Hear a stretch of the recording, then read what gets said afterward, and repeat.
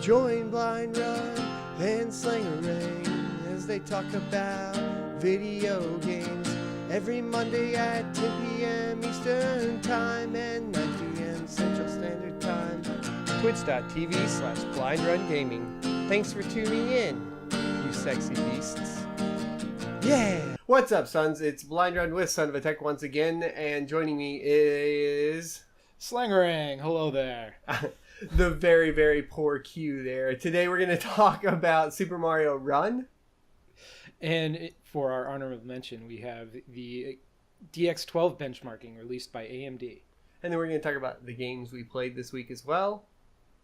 And the game releases for this week. So if you want to skip the game releases, feel free to do that. There will be spoilers for the games we played this week, so keep that in mind. Starting off with the main news topic today, Super Mario Run requires an always online connection. I'm not really surprised by this. I mean, Nintendo does weird things and doesn't really understand the internet in general. Right. As far as what I've seen from them. Their, internet implementation on the Wii or on the DS has always been kind of awkward and almost unusable. So I'm not surprised to see them try to, or, fail to implement internet on this. So their argument is that it's based on the current development environment. So I guess this is something that's already pre-built into whatever engine they're using to build the game. And even though the game doesn't need to be online, it's just kind of pre-built in, so they're going to require it. Now, I'm sure this also has to do with DRM as right. well. The question is, though, but how does that DRM affect? How is Super Mario Run? Yeah, I don't know. I mean, well, when I talk about DRM, I guess what it's being used for is to ping out and verify that the game is actually owned by the account that's playing it, whatever right. Google or iOS account is playing it. Now, just like SimCity back in the day. Yeah, and I'm sure they're probably bouncing off ideas with like Pokemon Go, if I had to take a guess. But at the same time, like Pokemon Go, there's an obvious reason for Pokemon Go being always online. It's always hitting right. Google Maps, etc. The argument here for the consumer side is that Super Mario Run doesn't need it, A, and B, like, let's talk about like some situational cases where the consumer wouldn't want to be online. Right. A would be like an iOS device, like an iPad or something like that your kid plays with, and they want to play Super Mario Run, but you don't want to have that connected to your Wi-Fi all the time, or you're traveling. Or you're traveling. Traveling is a big one. You can't hand the kid the iPad in the back of the van and have them play Super Mario Run while you're traveling. Unless and while you everybody set up a has hotspot, like who's going to do that? Well, yeah, it's just it's impractical, right? So it cuts off a large portion of the, I guess, the availability to play in certain use cases, and when it doesn't need to. And I think that's the big argument against it, right? Makes sense. I mean, I don't know. Once again, this is just Nintendo kind of not understanding the market, not understanding the right way to go and implement something. Well, and it makes it scary for something like the Nintendo Switch. Are we talking about always having a 4G connection with the Nintendo Switch? It's like, is it going to come shipped with like a SIM card slot? Pay for a data plan with a Nintendo Switch? I'm interested how that's going to work, because obviously they're testing out the mobile market and their ability to develop for mobile, which I think directly ties into the Nintendo Switch to a certain extent. I mean, it makes sense to me, right? It's kind of like, what Microsoft is doing with 4K right now. So for 4K, what they've been doing to kind of test for the Scorpio is they've been releasing games on Windows 10, a lot of their exclusives. And then they tout in their advertisements, play this on PC in 4K. And then when you go and download it in Windows Store, there's a huge like disclaimer portion that says like, we have the right to like check your system settings and stuff like that. Basically kind of what NVIDIA is doing with GeForce Experience.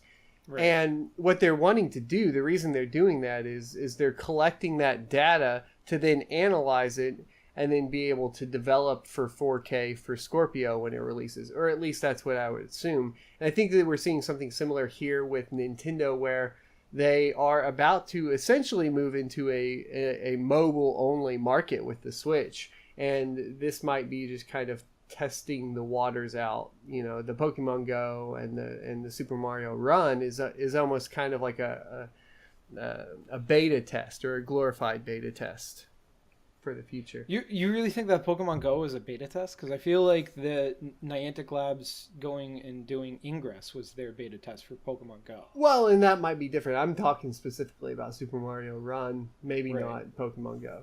I think I'll give that one up. But I won't give up the theory on Super Mario Run there. Yeah, I kind of wonder, like, there is a whole gigantic market there that they haven't really tapped into, but I don't know what other IPs of theirs really make sense on mobile. I mean, there's certain you could argue for certain versions of certain games. The Switch is maybe Mario Kart would work well, because you could use the tilt sensors in the phone, rotate the phone, Right. and go and drive and all that. But there's other things that can't be simplified down to the point that it would make sense. Like I couldn't see a Zelda game being played very easily on mobile. Right, but I think it's the development process, right? Because the software for phones has to be developed differently than it does for like an x86 or x64 architecture on Right. general consoles. I think that's going to hurt them again with third party, though. The only advantage they have with third party is the fact that they're using NVIDIA stuff. But at the same time, how much is really being developed for Tesla at this point? Like, not a ton is being developed for that Shield directly, right? The Right, Shield tablet. right. So the third party support for that is like fucking The Witcher 3, and that's it. Like, it's like, woohoo! As far as like AAA titles, if you go in and sit down, what can I play natively on the Shield tablet? And it's somewhat recent. The only thing I can really think of is the Witcher 3. I can't think of anything else. So you're talking about once again Nintendo completely like alienating third party, Right. which is a big deal. And then they alienate their consumer base with stuff like this. I know they make money. They make money because they still have really strong IPs. But they're becoming more and more detached from what's going on in technology, to where it's kind of scary. And then they do the bullshit where they release a cool like item with the Nintendo NES Classic, and what happens? Like, nobody can fucking find it anywhere. Like, Right. this kind of inflated or... Have you tried, by the way? I went the day of. I went to Target at 8 a.m. Like, I called get your hands on one? No, Or you did? so I had to drop my daughter off at school first, which really sucked. But I got permit.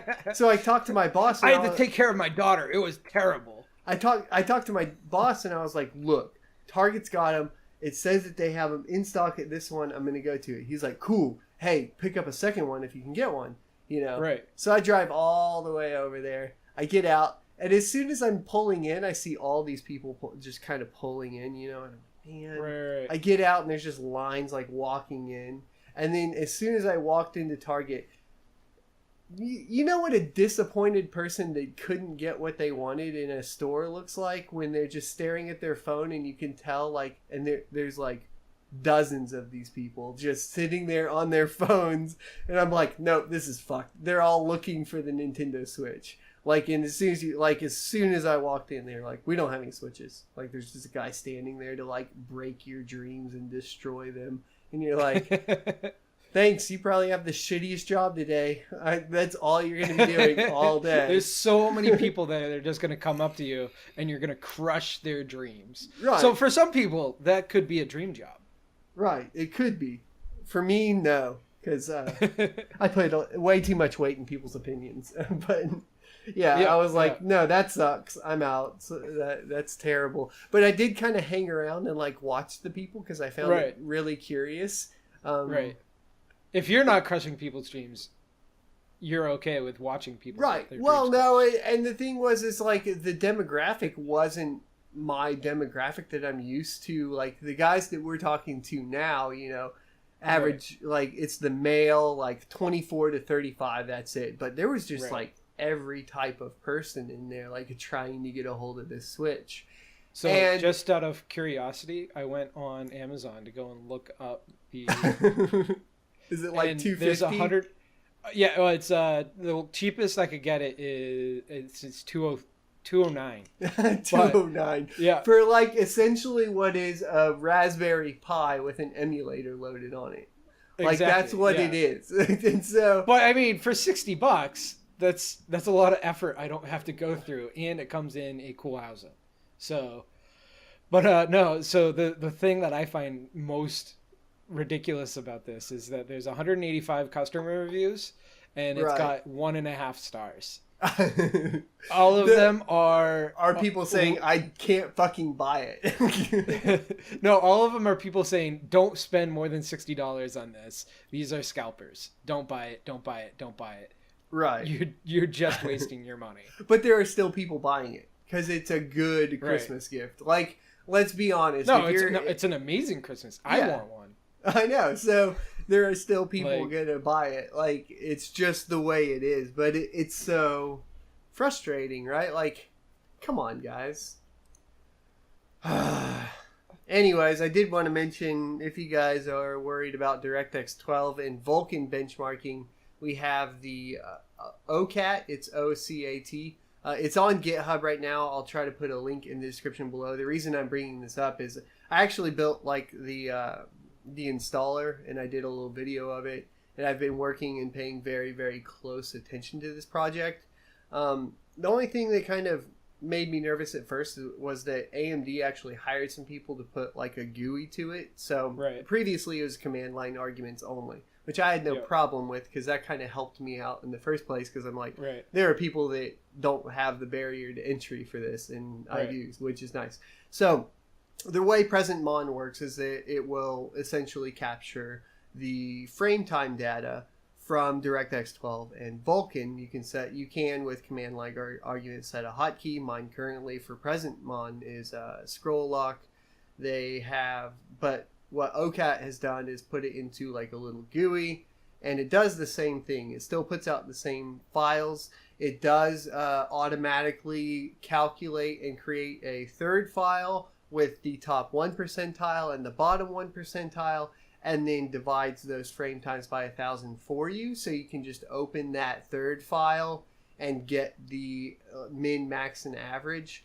I still would recommend doing it yourself in Excel with the full data, because what happens a lot of times with Present Mon, and the reason you need to go check the Excel sheet, is that sometimes Present Mon will start capping other programs and applications within the within your Windows 10 environment. So even like if you have a Chrome browser open, and so you want to be very, very careful. You don't want to just pull that up and pull those numbers out of there and then use them in a YouTube video, because you will be wrong, and then YouTube comments will shit all over you. So be very be very, very careful with that. Has that happened to you? No, never. Okay.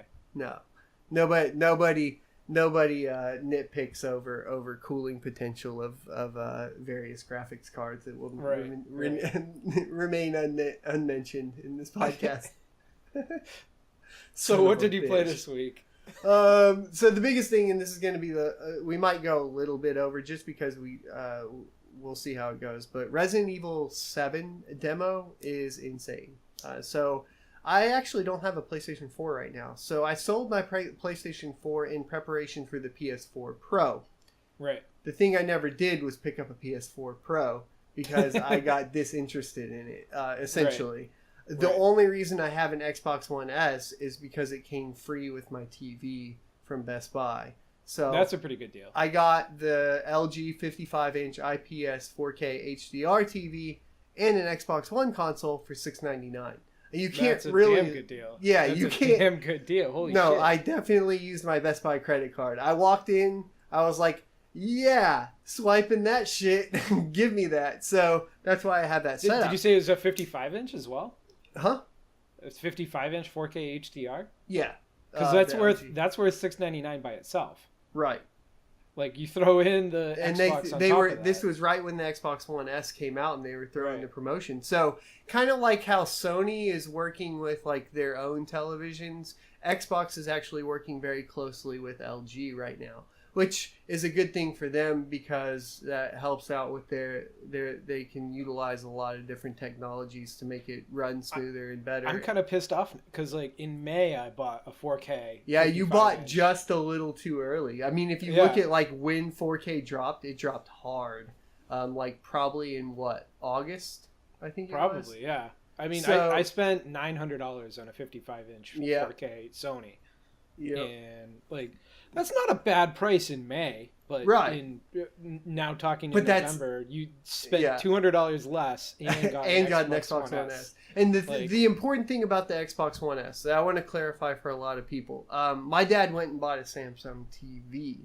The Samsung TV had a similar deal recently where he got the Samsung Blu-ray HDR 4K player, right? Yep.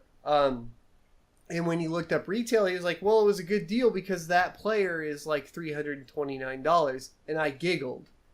And he's like, what? And I was like, the Xbox One S is $299, so that's effectively $30 cheaper, and you get a fucking console with it.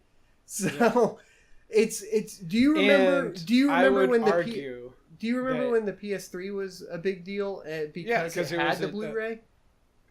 And one of the benefits of the PS3 is that it had internet connectivity, which a lot of the early stage Blu-ray players didn't have internet connectivity. So they wouldn't upgrade to Blu-ray 1.1 or whatever it was. So like the difference between Blu-ray 1, which all the initial Blu-ray devices came out with, and Blu-ray 1.1 was a pretty big... I forget what the little idiosyncrasies were, but the fact that non-internet enabled Blu-ray players couldn't update to it made it such that the PS3 was a great buy. Yeah, they were a pain in the ass to upgrade. I remember upgrading one for my parents, and I was like, what the fuck? This sucks. Like, next time buy a console. What do your parents do? They don't buy a console. They don't buy a console again. It's one of those funny things to where I feel like their son has maybe ingrained a little bit of a sense of anti-gamerism. Maybe a little bit. Yeah. Right. Like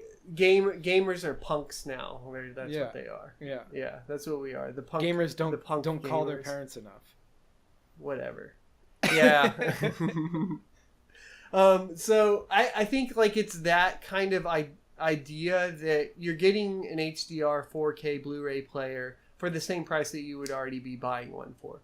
So it's hard not to recommend the Xbox One S. When it was first announced, I was like, that sounds like bullshit. But now I'm like, that was really smart. That was a good idea, and it was perfect fucking timing because it hit this holiday season with the big drops in 4K price, which is, that in and of itself is impressive for what they did there. I just hope that 4K 120 hertz monitor, or at least 120 hertz monitors, start dropping in price as well. Because you go and look, like 4K 120 hertz monitors are still $600. No, even some of so if you want to get, if you want to get G-Sync, fuck my life with G-Sync. Like, it pisses me off so much. I have an LG 4K IPS 60 hertz panel, right? I got it on sale for like $300, and it works, and it's a nice panel, but it has FreeSync. And here's my problem with FreeSync in 4K. Fucking AMD doesn't have a goddamn card that runs 4K. Right. So what the fuck is the point of it? So it can run 4K. It just sometimes it can't run the latest titles. It can't run 60 frames. No, well, it can't. And you're a drama mama when it comes to. No, it can't even run. Let's be honest. It's not going to run Deus Ex Mankind Divided at 4K 30 FPS even. It runs at like 15 FPS, which is unplayable even for you. Okay, so don't give me that shit. I can knock down the 40 with FreeSync because I've tested it at like 1440p. 40 to 60 hertz, that range, if I keep it above 40, like between 40 and 60, I turn FreeSync on, completely playable. I'm cool with that. But the RX 480 doesn't even hit that with all of the titles that are coming out, which is kind of depressing because FreeSync is such a better, more affordable option than G-Sync. Like, and not like by a little bit, but by a lot of bit. Like, FreeSync is incredibly more affordable than G-Sync. Well, it's free. Well, it's free. Good point. You got me there. Like it's an open architecture. So like G-Sync, you actually have to pay NVIDIA for a chip. FreeSync, you just have this firmware that you have to install on whatever, FPGA or whatever you have to use to go and get it to work on your TV. And right. AMD doesn't make money off of it, and that's why, people are more open to the idea of going in incorporated into their monitors. I did play Dead Rising 4 too. We talked about that last week coming out. How is it? It's, Dead Rising is always over the top, right? Kind of like Saints Row. 100%, yeah.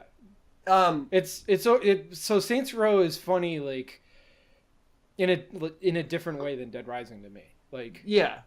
Saints Row is over the top just for the sake of being over the top. Dead Rising's like over the top, but in a way that almost makes it seem real.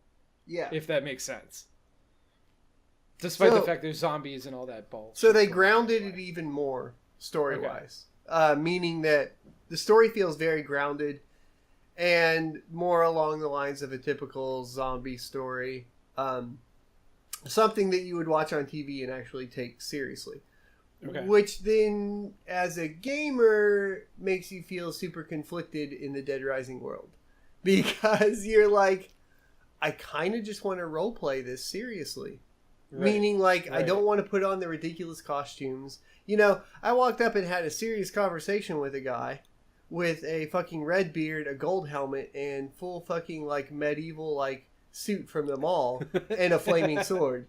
Right. And I was like, I can't watch this cutscene. Like, I can't fucking do it. Like, I had to, like, stop, reload. You're there trying to console and dress different just so I could, like, watch the cutscene.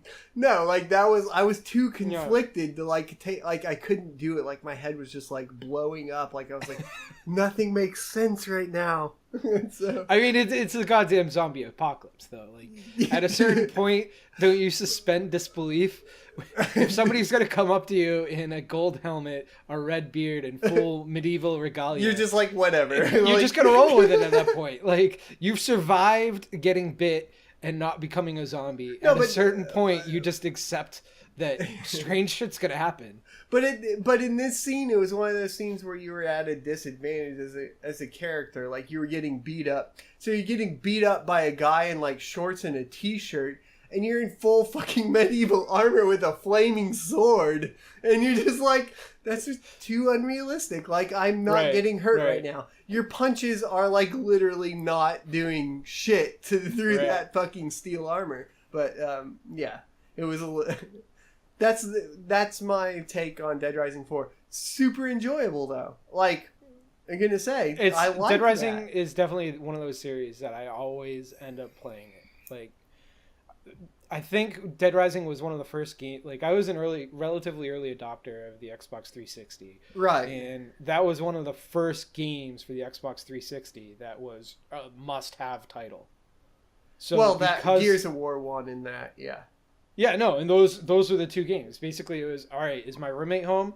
No, my roommate's not home. All right, looks like I'm going to play a single-player game, so I'm going to play Dead Rising. Right. Oh, is my roommate home? Yeah, all right, let's continue through our Gears of War campaign for the fourth time, or whatever, how many ever times we ended up playing through it. Yeah, and I think that Dead Rising does a lot of things well, and I think that it is a very good PC port. If you're going to listen to me, if you're playing on PC, load it on an old hard drive. It has that glitch that Forza had. I mentioned that before. Just load it on an old hard drive and don't come bitching to me in the comments if you don't. with the hitching and stuff. So, right. I mean, like, it just likes to run on a disk drive. Most likely because it was optimized for that on the Xbox One. So, I mean, that kind of wraps that up. But yeah, pick it up, dude. It's good. It has co-op now, too. And the co-op, Really? yeah, and the like I did co-op. Dead Rising 3 had co-op as well. But I don't know that. I think I played Dead Rising 3 on a PC, which is weird for me. yeah. Usually I pick those up on console. But So what did you play this week? I continue to play World of Warcraft. I think I'm kind of still in that mode where it's going to be World of Warcraft or nothing for a little bit. Okay. But I had a busy week anyway, between work and some PC stuff, and then helping my neighbors out. So they needed to paint their living room, so that got done today. Anything Pretty cool long or day. new in World of Warcraft? Was there a patch or anything? No. Still, next patch will be coming soon. Well, the I next- did kind of well- change the main character that I play. Hold on. Because- Running theme. Will the new patch allow droppable weapons or not? No, Fuck. that still won't happen. Damn it. I'm gonna go play Guild Wars 2 now. I'm that guy. I'm that guy. Go. I'm gonna play Guild Wars 2 on Linux in a good, virtualized good. Windows machine. That's what I'm gonna do.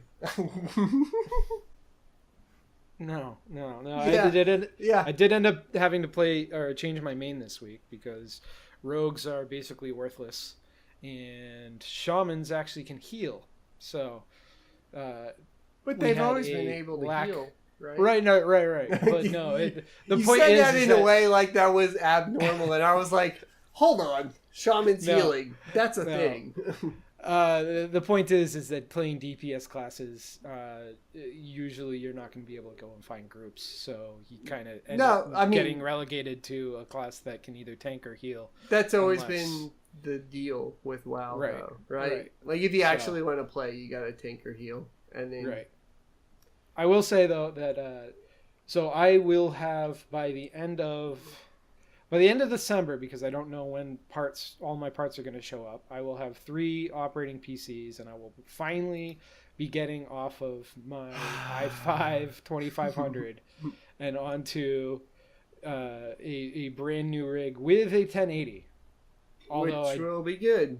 It won't be 4K. Well, the monitor will come probably at tax season. I'm still waiting for the 4K monitors to drop in price. They're still a little bit too pricey, unless you want to buy me one for Christmas. My thing is I did just recently revisit the 1080, and I revisited 4K with it, and it's one of Isn't those your personal things- card an a XP Titan. though? Yeah, Titan XP. So like, no, why are you going to yell at me for having a 1080? No, the 1080 is a good card. The thing is it's that kind of teaser card. You know when you watch a porn and no one gets naked? And, like, that's the GTX 1080. And, like, essentially, like, you're so close to 4K, it's irritating. Like, it's just, like, I've blue-balled to the extent of never being able to, like, I have to have 4K now. But I'm stuck in this weird middle ground of like spending $600 or spending $1,200, and I'm fucking pissed. Like that's where I got to with the GTX 1080, and I just revisited it. But what I noticed, and what I'm going to say is positive for you, is like I did go ahead and sit down and play again, like in 4K with the GTX 1080 in like Gears of War 4. Rise of the Tomb Raider, etc., and I'm staying above 40 FPS. So that's perfectly fine by me. And it's 4K, and it looks it's beautiful. So I think that we're attainable there. But then, like when I sit down, I'm kind of like pissed because I'm like, well, why isn't this 60? Fucking God damn it! I got like.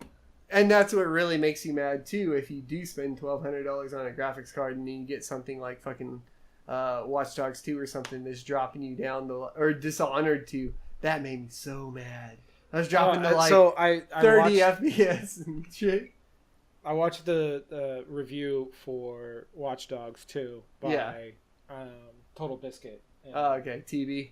I was very, very, very disappointed. I mean, he always trashes like every game for the most part. Well, I think he comes There's across like 3 games that. a year that he likes, but those games that he likes are always really fucking good. They're never bad. So. Oh yeah, no. But the thing is that Watch Dogs 2 is one of those games that I wanted to like. Like I honestly liked the first Watch Dogs, and if EA had put out a non-buggy version of Watch Dogs and had it be Watch Dogs 2 with a new story, I would have been all aboard. But the fact that apparently they listened to all of the gripes, and Watch Dogs 2 essentially became a design by committee game. And designed by troll comments on YouTube game. It did. It became garbage. Yeah. No, and that's what I was saying. Like when I was playing it, I was like, it's this pseudo fucking like technophile bullshit. And like, I work in IT, and like I can usually put up with like the fake like Knight Rider kind of hacking bullshit or whatever to a certain extent. But like they took it so overboard, I was just like, no, like this is really, it's getting to the point of insulting. Like I'm fucking done with this. Like it's but like honestly, how can you make hacking into a video game? No, you shouldn't. I mean, like it's really boring. You can't do hacking in art. Period. Like hacking in movies, hacking in video games, hacking in television shows. It's never going to come out in a dramatic fashion that makes it sexy. Mr. Robot did it well, and they actually use like. They actually do it, which is cool, and he's actually like working within like real operating systems and actually like doing it for the most part. But what they added on top of that was a fucking drug trip. Like that's how they made it entertaining. Now, if Watch Dogs had like moved towards that, and maybe later on it does, I don't know. I can't get past the Knight Rider mission right now without just being like, fuck this. And Dead Rising 4 came out. So right. So what else did you do this week? That was about it. Why don't we move on to game releases this week? That sounds good to me. Do you want to start or me? Sure. As Blindrun mentioned, the Resident Evil 7 demo came out for Xbox One. 5 fucking endings. I got 3 in 5 hours. So. That whole 5 hours though, that's a long amount of playtime for a demo. The demo, if you look, let me tell you this: you will never figure it out without going to Reddit. It's not gonna happen. There's a lot of things I dare don't figure out without and stream going to that Reddit, shit. so. You'll be streaming for 24 hours. I'll watch it while I'm at work this week. Okay. Forza Horizon 3. This is the Blizzard Mountain expansion coming out for Xbox One and Windows 10. I'll be picking it up. Because Forza Horizon is just awesome. Yeah. Next up is Batman, continuation of the Telltale series. This is episode 5, City of Light. This was free on Black Friday for Windows Store. So if you didn't pick it up on there, don't pick it up because you're an idiot. Well, I didn't pick it up, but it's coming up for PC. Follow PS4, me and I Xbox tweet One. that shit out. So yeah, it was free. I mean, so one thing I didn't mention, but my phone was broken for the past week. And it's an HTC M7 because I'm cheap and don't want to buy a new phone. And I haven't gotten any updates on my phone for a month. Right. So any updates that I've gotten has been through jumping on a PC. This is Slang making an excuse for not getting a free game. He never felt guilty about like not getting notifications from me until I mentioned that I tweeted out about a free game. Yeah. And now you can call me. You have an excuse. You have my phone number. Call you. You can call Yo, me. there's a free game. No. If there's something important, you can call me. But anyway. Oh yeah, I've lost track of the priorities. I need to get on that. Free games are pretty high up there. Yeah, they are. Yeah. Space Hulk, Deathwing on PC. This got delayed, so I pre-ordered it. So here's the thing, guys. I pre-ordered because I'm trying to get you guys benchmarks. Do not pre-order, please. Let me pre-order and don't judge me that hard because I'm trying to get you guys benchmarks in PC performance. And I don't have connections to the company, and if I did, I wouldn't value my opinion near as much. But Space Hulk, Deathwing on PC is now set for release on December 14th. It's a first-person shooter set in the Warhammer 40k universe. And that was something that we said was going to come out last week, correct? Yeah, I was just... So it just got put off a week? A week, yeah. Next up on the list is Stardew Valley, coming out for Xbox One, December 14th.